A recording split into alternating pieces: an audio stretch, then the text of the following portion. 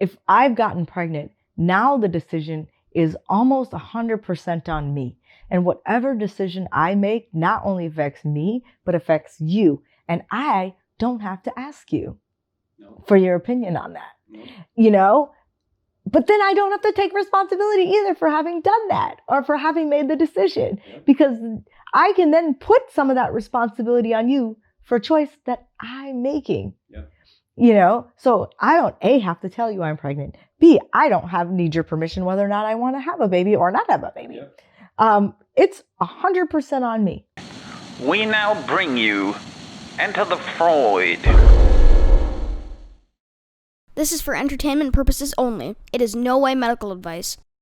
A fairly common story of relationships and love and sex, if I try to really simplify it down, it's like young man, young woman meet out, they flirt, there's attraction, they flirt or do whatever, and they end up having sex.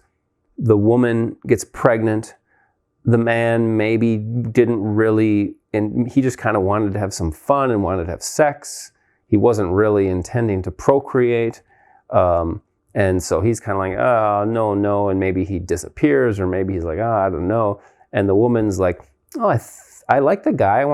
I'd like to be with him. So if I keep the kid, maybe I can like keep him around.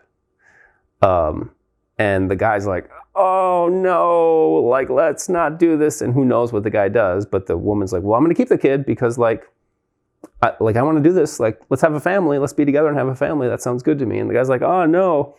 And then the kid's born, and then the dad disappears. And the normal cultural narrative is, what a awful, horrible man he is. He had the kid with this woman. He's a complete loser that he bailed on her. And there's a bit of a lack of awareness of, but wait a minute, that's not the whole story. Like, yeah, when they were fooling around and had sex, potentially there's some responsibility there on the guy's part, but like, they were fooling around having sex and there was no discussion or conversation or implication, or no one ever really would have thought that like he was signing up to be in a family now. Mm-hmm. And so then just to simply label him as a toxic, masculine, selfish, irresponsible loser just seems too simplistic.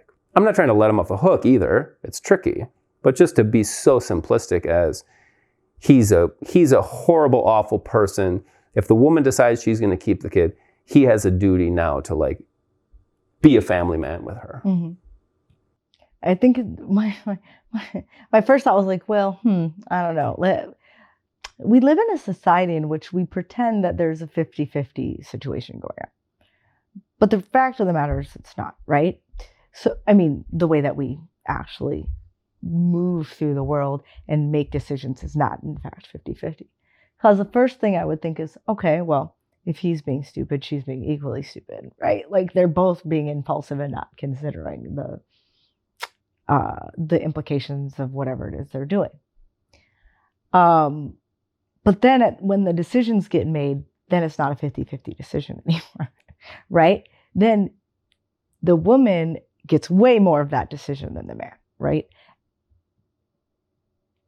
And also somehow weirdly less of the judgment for the decision on a strange level. Right. That's what's so interesting. Because it's not like when someone's thinking, okay, I want to have a kid, they're not going, this is going to sound bad. And it's probably going to sound not the way that I intended to come out. But it's not like, oh, lady, I don't know I can't think of a name off the top of my head. That was probably not a great decision on your part. Like, you know, a lot of it, like from a female perspective, a women's perspective is like, poor man, like horrible man. I'm now in this like situation in which I've weirdly become like, what do you call it?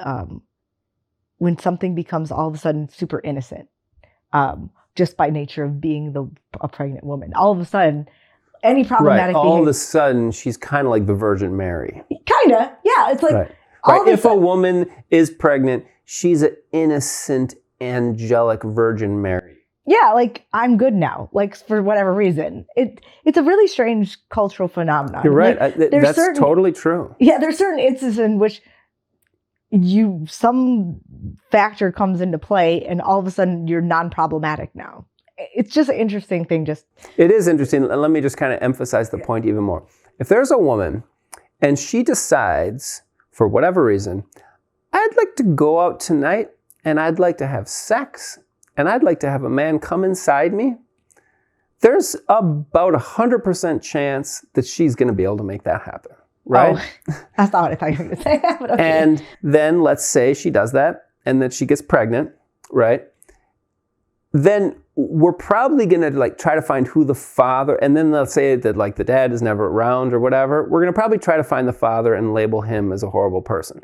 But if that woman had 100% success rate with that intention, which she does, it starts to be like, well, maybe it's not just like, are we trying to change all like 4 billion men on the planet so that like they're immune to a woman who's like wanting to have sex? Like, good luck changing those 4 billion men.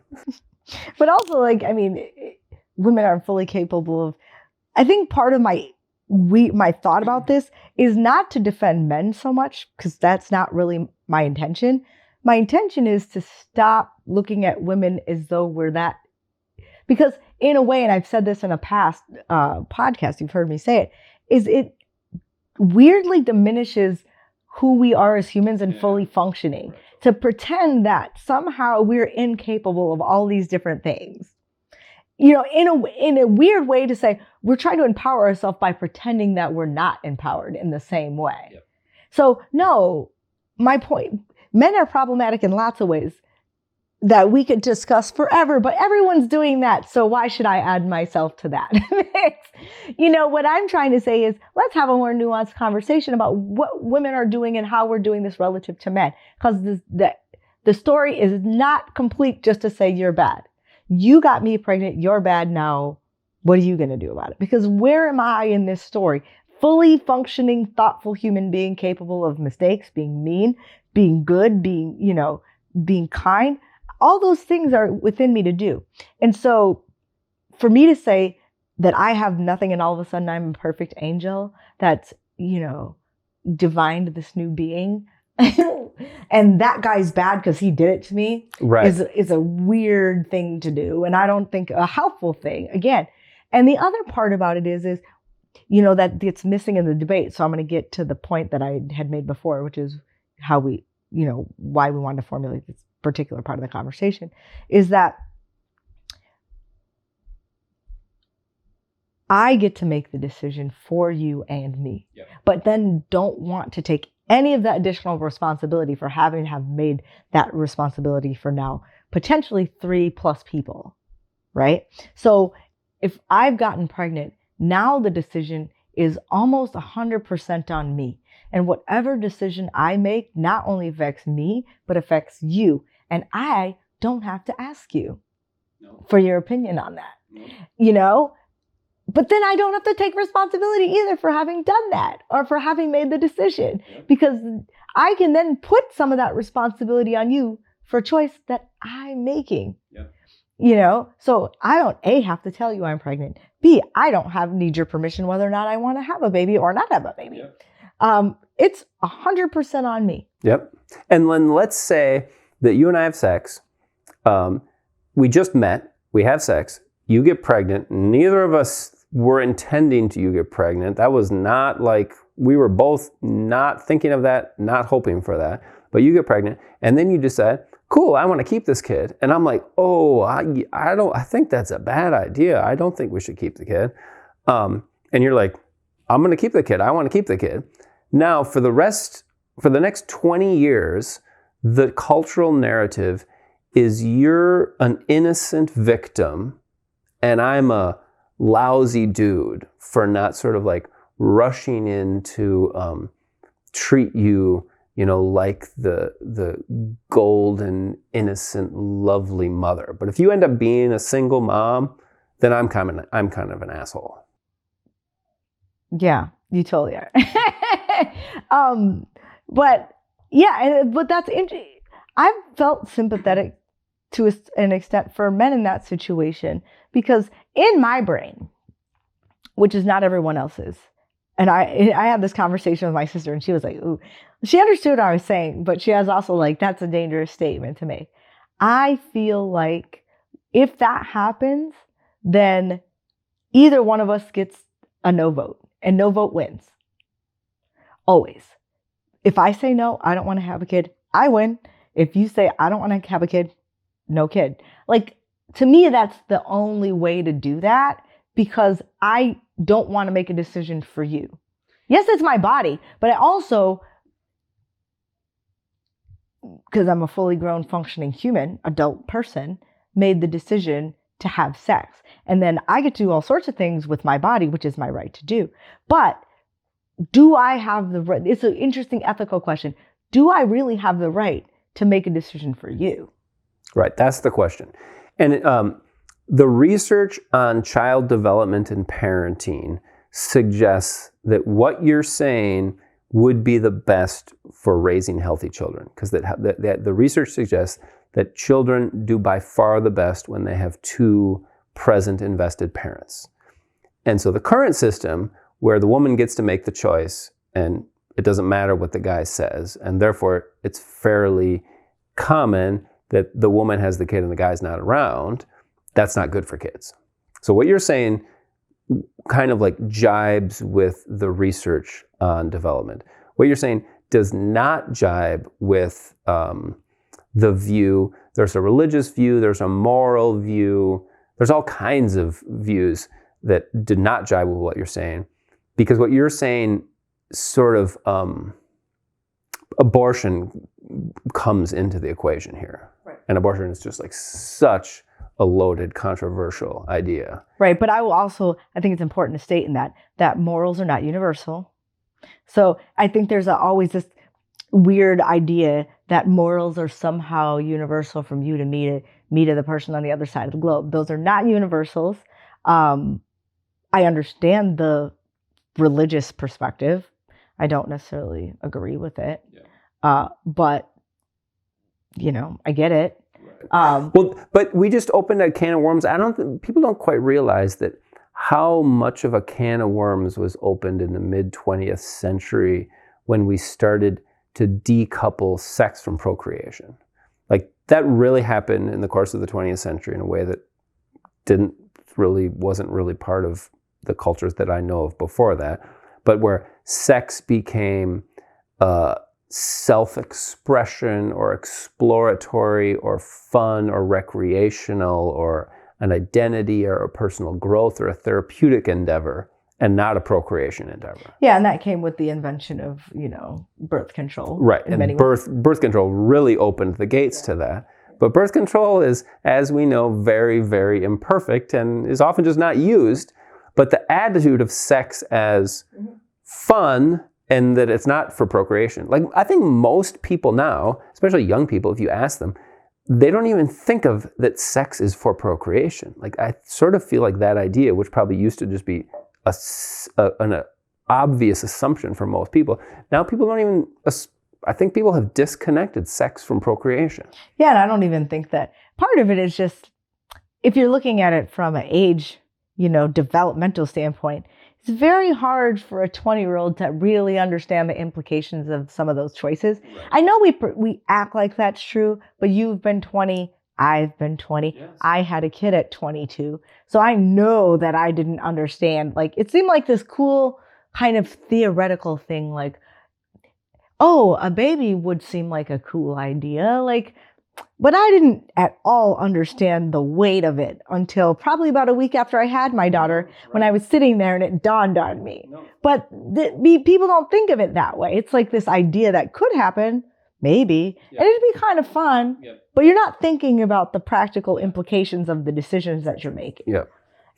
But so there's probably two different camps. There's probably two different camps of opinions on this matter. And I don't even want to try to say one's better than the other. So here they are, is what's associated with the religious, what's associated with the right wing, of if you're going to have sex, you you kind of shouldn't be really having sex unless you're prepared to have a baby. And if you have a baby, mom and dad both need to be invested for the life, for the childhood and young adulthood of the baby. And so therefore get married. And that's the whole like no sex before marriage thing. And that's their stance. And honestly, there's a lot of like validity to that, because the idea is that both the parents are invested and devoted to the raising of the kids. And that works very well. Mm-hmm. The problem with that is there's billions of people on the planet that are not down with that. They've decided, no, I want to have sex for the fun of it, and I can have sex for the fun of it, or I can have sex for spiritual growth or exploration or bonding or whatever it is. There's a million. Sex has just like complete, and like I just don't foresee the religious argument pulling those 3 billion people back into what the religious people see as responsible sex. Like, it's not going to happen. Like, that ship has sailed. Like, it ain't coming back. And so now we have to address this other question of like, okay, since people are having sex recreationally and for a lot of non-procreation reasons, the word is people are fornicating. Since fornication has come and it's here to stay, what do we do? And then what do we do about unwanted pregnancies? And then you're saying this 2-vote thing. Everything else in relationships is 2 votes. Whether we're going to have sex or not requires 2 yes votes. Yeah. Whether we're going to date requires 2 yes votes. Whether you and me are going to get married requires 2 yes votes. Whether you and me are going to spend the rest of our lives, or whether you and me are going to take a trip together requires 2 yes votes. Mm-hmm. Maybe having a kid should require 2 yes votes. I mean, I think it only makes sense. But yeah, and I think that's going to... This is the one area that hypocrisy starts to come in, or like clear, non-equal thinking comes in, right? Because it's my body, my decision for us. But again, you know, it's stupid. I think it's a movie line. What is it? With great power comes great responsibility, or something like that. I mean, honestly, we have the power to make a massive life decision for other people, right? And the ability to say, I don't actually care what you want. I'm going to do what I want. And I'm saying, because we have the responsibility and we're fully functioning people, we need to be able to step back and say, what is actually going to be the best thing for not just me, but for the other person and for the child? Because if and I'm going to use the word selfish here, if I selfishly say, I want this because it's about me at that point, it's just me. Yeah. That is a selfish decision that has implications for lots of other people and potentially generations. Yeah. Because now I'm forcing someone else into a life decision that, you know, and, you know, this is one of those things. Well, you got to thank science.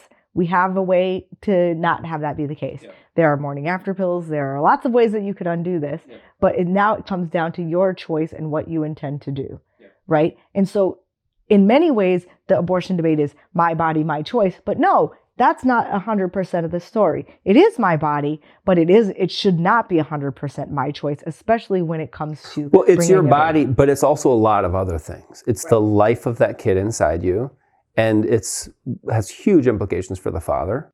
Right. Because then we say, okay, well, I made a decision for me and you.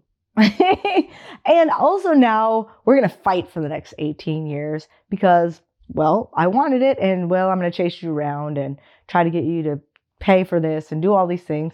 And on one hand, I get it. But on the other hand, I also understand why that guy is like, you had every opportunity not to do this. I didn't want to do this. Yeah. And there's something, it's not politically correct in our culture to question or doubt the thinking or the motives of the woman who makes the decision. The woman gets to make the decision 100%. The man has zero say. But it's not okay, I think, for us to be like, is she making a sound decision? Is she being selfish? Is she thinks she's going to get to hook that guy into a relationship if she keeps the baby? Or just have a baby that's for me. Right. Is she lonely Yeah. and wants someone? Yeah. Or does she experience how much adoration our culture gives her when she's pregnant and how much attention and like almost divine status she's given when she has a baby? Welfare, because if that guy doesn't pay and then you go on welfare, then we hate you. You know, there's some other things that come into that. So that's an interesting thing that shifts, right? Depending on who you are, right? If you can make the decision to have the baby, let's say, because there's all sorts of hypotheticals in here, in which case maybe the two wanted the baby together and then they broke up and then one leaves. That's a whole nother thing. It's not what we're talking about. But in this one, we're talking about, I made the decision because I wanted a baby. I should be able to force you into it, but now if you don't pay for it, now I got to go to the county or whatever, and now I'm a bad person. Oh, when you're getting welfare, there's a societal because then you're not that. great anymore. You're only great insofar as you can convince that man to raise that child. Because once that doesn't happen, you become a dole on this, on the system, on the dole of the system, and you're problematic in many ways, right? And then sometimes we go, oh, poor you, but a lot of ways we don't, right? And then you have to sit there with that, like, well, now I'm not an angel person anymore. That, I would have, the whole angel, status, it hinges on my ability to make that guy do the thing, right? Which is another just interesting dynamic to the decision that people are not thinking about. But I wanted to ask you, what is our societal desire to make certain people innocent or angelic? What is that? Why, if I decide to have a baby, all of a sudden for the time that I'm pregnant, really it's only the time that I'm pregnant for the most part, I'm like an infallible human. I'm so great. Or if I have some other maybe thing that is now an element of my life, or, maybe I hurt myself and I can't walk. Now I'm innocent or whatever. Like, what is that desire to make certain people innocent? That's a great question. There's this, my mind is coming up with two different ideas. One is the thing that I'm often talking about black and white thinking, is we humans, complex gray area thinking doesn't come natural to us for some reason. And I think it's an old primitive survival thing, is we want to think in simplistic black and white terms. That person's good, that person's bad, I'll go join their team and we'll either run away from or kill that person. Because it's probably just like an old survival thing. It's like rabbits thought in black and white terms. Fox is bad, other rabbits are good, and that like helped keep them survive. And we still have that primitive brain in us. So I think partially it's a black and white thinking, just like old remnant of our primitive brain. But then the other thing that comes up is like this archetypal idea, and it's the idea that there's kind of all these archetypes out there, like the archetypal warrior or the archetypal devil. And there's an archetype of the like innocent, beautiful, loving, nurturing mother. And you can just kind of imagine a picture or imagine a painting or something of just a mother nursing her baby. And it just kind of conjures up that archetype of beauty and love and innocence and milky nourishment. It just kind of like fills you with that vibe. And that woman and that baby is this archetypal thing of innocence and purity and loving, kind of like this agape love. And it's just like such a beautiful thing. And we want to just cherish and treasure that. And then I think now bring in the black and white thinking is like, and that has to be all good. And I want to believe in that thing. And I think humans, we just can kind of get seduced into like believing in these archetypal things. Mm-hmm. And that weirdly circles us back to that idea that all things feminine are that thing. Yeah. And therefore good. And our decisions are therefore good. And it doesn't question itself in any way. And again, when we're trying to like figure out what society is, we reinforce that theme. That's totally true. Yeah, and I can even feel as we're talking this, like, but I don't want to criticize or doubt that maternal goodness. It's like I want to believe in that. If there's anything that's like ultimately good in the world, I want it to be that. But why isn't good the complex? Why isn't that the good thing? Because there's no such thing as 100% great, right?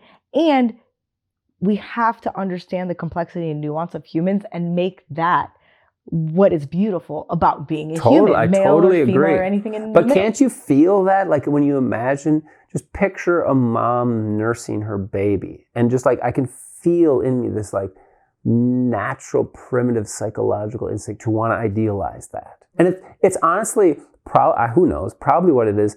It's like my own memories of when I was a baby, and like I needed to believe that mom was great, and now she puts her breast in my face when I'm hungry, and I start nursing it, and I feel so good and loved, and like I need to believe in that. And part of the honest thought is sometimes moms are like, God, I hate this. Yeah, totally. This is terrible. You're annoying me. God, the little shit is biting my fucking nipple. I fucking hate this shit. I can't wait till we're done with this stupid. Honestly, that's part of it that no one talks about. Totally. That, we've like idealized this, but we don't, which lends itself to a lot of other problems that are, in there where like women's looking at this baby like, I really don't want to be doing this right now. And God, it hurts. And I kind of want to like, and then when someone says that, it's like, oh my God, you're a terrible woman. You're not the right kind of woman. You're right. And it's because of this idolizing or deification of that maternal archetype. Right. Which is why we let complex human beings have too much of the responsibility of choices. And some of it we've done to ourselves. We want that. We want to be the ones that make that decision, right? But then we don't want the responsibility of having made that decision because we want to be like, I'm nice, I'm good. Yeah. I don't, and my whole point of this conversation is to say, women are not 100% good. We're not angel babies, but neither are men 100% bad, right? And all of our relationships with each other have to be negotiable. And that means big life decisions in lots of ways and how we're going to exist together in society. Yeah. I should not have the ability to make a giant choice for you. And I don't think I should want that. I wouldn't want to bear that decision-making burden that says, I have now on my own, for whatever reason it is, made this life decision for, it's not 18 years, let's be real. You're going to have to be in that person's life for the rest of your life. I've made that decision for both of us without asking you and in that I'm giving you some of the burden. And I'm giving it to you, so it's not all on me. Totally. Right? And people are going to probably get to this point and they already have logged off because they didn't like the thing I said 10 minutes ago. It's a supercharged, controversial topic we're talking about. Right. And you have to be able to stick it out and listen to the whole conversation and to the whole argument that's being made, because we have to get out of that momentary judgment of what's being said. And you're right. I didn't realize it, but we've kind of hit on something important, that there is this deep unconscious human tendency to want to idealize and deify the maternal love. There's this image, and it goes back to the Virgin Mary as a good archetype. But this is a cross-cultural thing. There's like cave paintings of 7,000 years ago and carvings that were found of pregnant women. So people all across the world have been deifying this thing. So it's deep in us, but that the pregnant woman or the woman nursing, she's just like pure goodness. And I can even feel it in myself that part of me believes and wants to believe that woman nursing her baby, she's pure goodness.